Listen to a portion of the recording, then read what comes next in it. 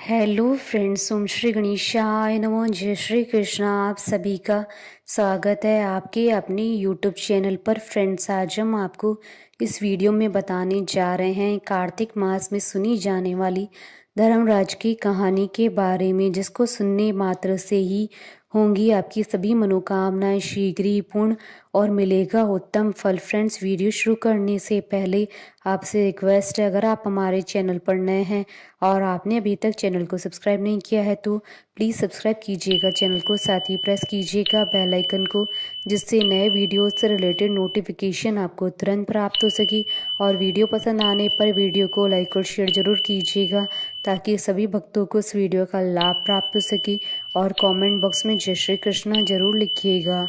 कार्तिक मास महात्मा सभी प्रकार के विघ्नों का नाश करने वाले तथा सारी सृष्टि का पालन करने वाले श्री गणेश जी तथा ज्ञान की दाता देवी श्री सरस्वती जी तथा सब पुराणों के कर्ता श्री व्यास जी तथा श्री गुरुदेव जी की चरण कमलों में नमस्कार करके भगवान की श्रद्धा और भक्ति रस में डूबे हुए कार्तिक मास की कहानी कहती हूँ।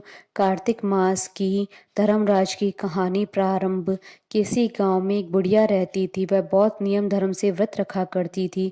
एक दिन भगवान के घर से यमदूत उसे लेने आ गए और वह उनके साथ चल पड़ी। चलते चलते एक गहरी नदी आई तो यमदूत बोले कि माई, तुमने गोदान की हुई है या नहीं। बुढ़िया ने उनकी बात सुनकर मन में श्रद्धा से गाय का ध्यान किया तो वह उसके समक्ष आ गए और बुढ़िया उस गाय की पूंछ पकड़कर नदी पार कर गई। वह यमदूतों के साथ फिर आगे बढ़ी तो काले कुत्ते आ गए। यमदूत फिर बोले, कुत्तों को खाना दिया था। बुढ़िया ने मन में कुत्तों का ध्यान किया तो वे रास्ते से चले गए।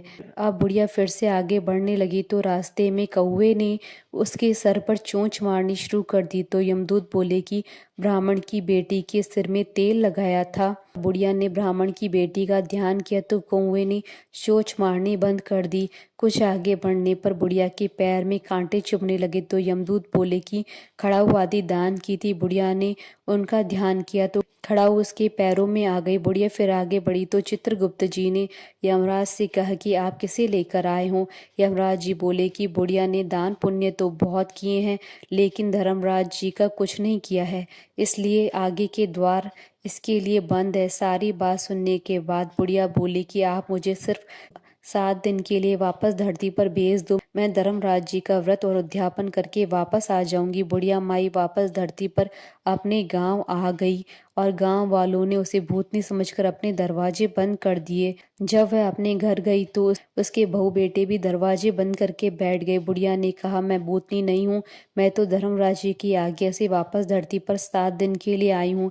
इन 7 दिन मैं धर्मराज जी का व्रत और उद्यापन करूंगी, जिससे मुझे परलोक में जगह मिले।